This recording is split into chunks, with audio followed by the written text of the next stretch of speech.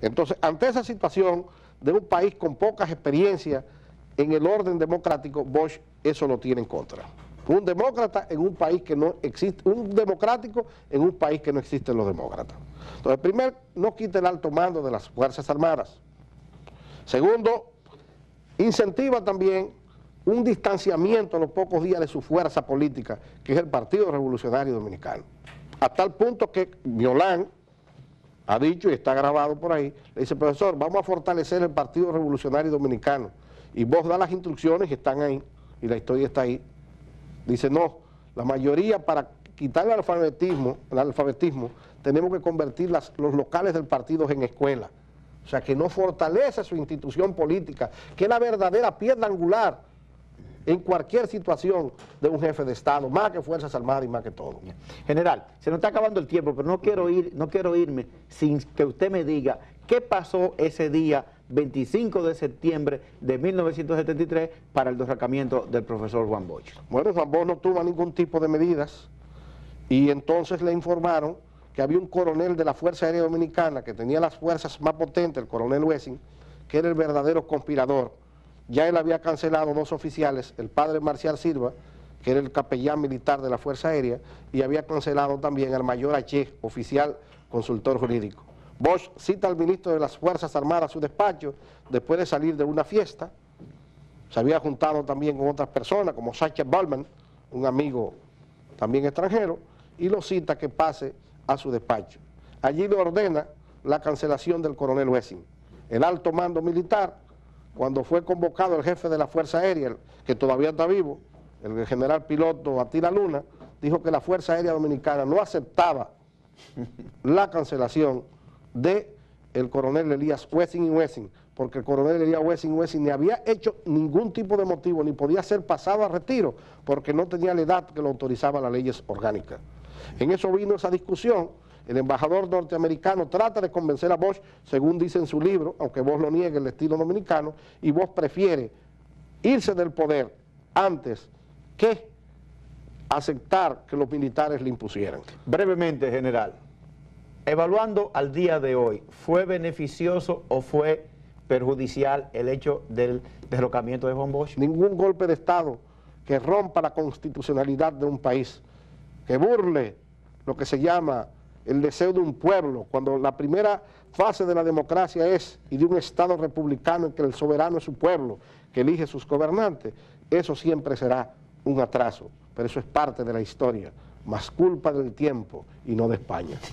General, gracias nueva vez por estar Pedro. con nosotros en Visión Empresarial. Siempre es interesantísimo contar con su compañía y toda la información que usted de manera gratis, voy a decirlo, pero también de una manera amable nos trae a este programa y usted alimenta este programa. Ahora, ese cariño y ese buque de palabras ilumbres de esa joven que preparan este elenco, yo creo que es el pago más justiciero que lleva mi alma. O sea que, gracias, gracias, general, y a ustedes nos vemos después de la pausa. Vámonos.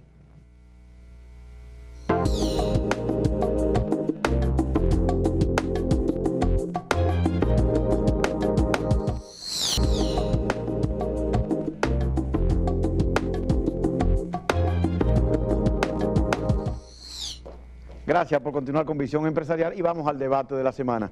Y para nosotros es un placer contar con la grata compañía del licenciado Franklin Díaz Casado. Franklin, ¿cómo va todo? Bien, bien, gracias a Dios, Franklin. Franklin Díaz Casado es director de control operativo de pensiones, de la Superintendencia de Pensiones.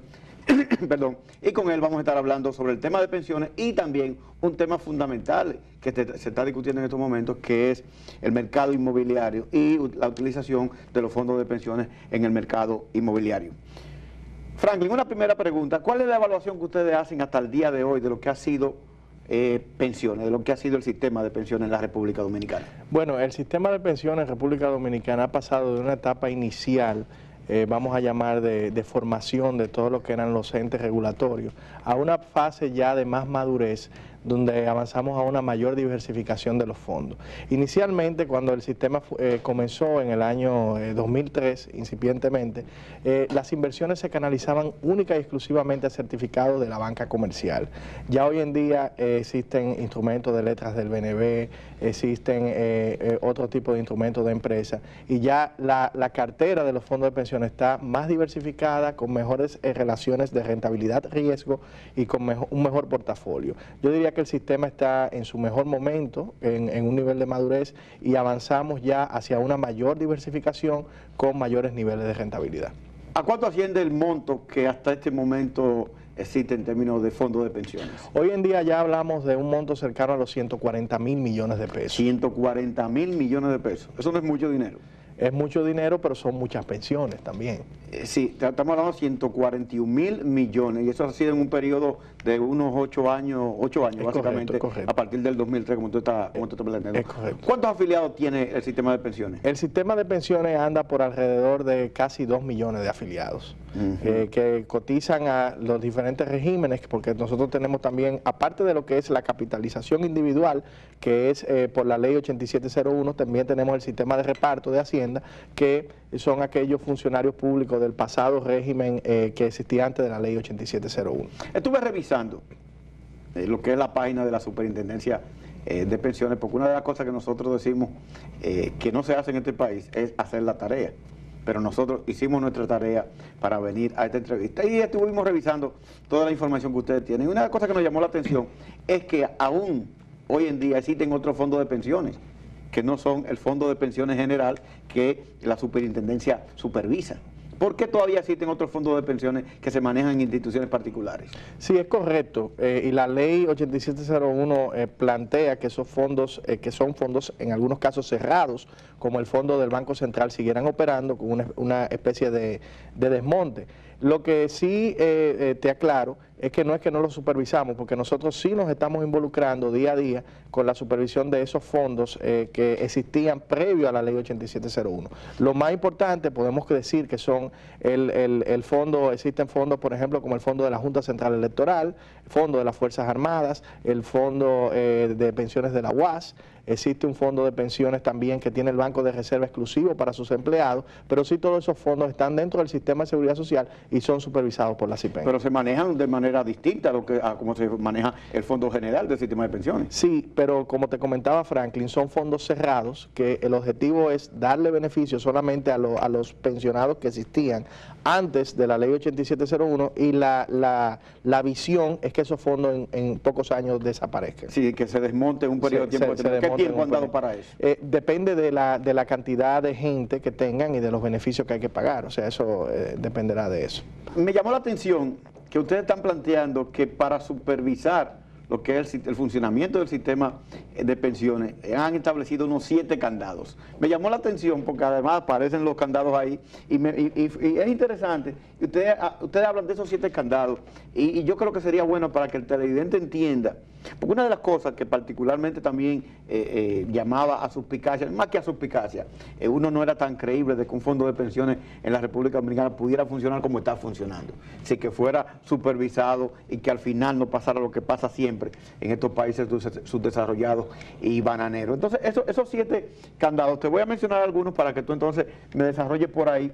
Dice, lo primero es que debe existir una separación entre el fondo de pensiones y el patrimonio de las AFP. Es correcto. ¿Qué significa eso? Los fondos de pensiones tienen un patrimonio separado, donde cada fondo tiene una contabilidad separada de la administradora de fondos de pensiones, por lo cual no hay contaminación cruzada de los activos financieros. O sea, los activos financieros se manejan en un fondo separado que no interviene dentro de la contabilidad de la AFP. ¿Qué quiere decir eso? Que si una AFP en el día de mañana quiebra, Dios no lo quiera, no queremos que eso suceda. ¿No han quebrado todavía? Bueno, han dejado de existir varias AFP, los fondos casi lo mismo. No corren ningún peligro, porque no están dentro del patrimonio de la AFP y simplemente lo que se hace es un traspaso de afiliados. Y así funciona nuestro sistema.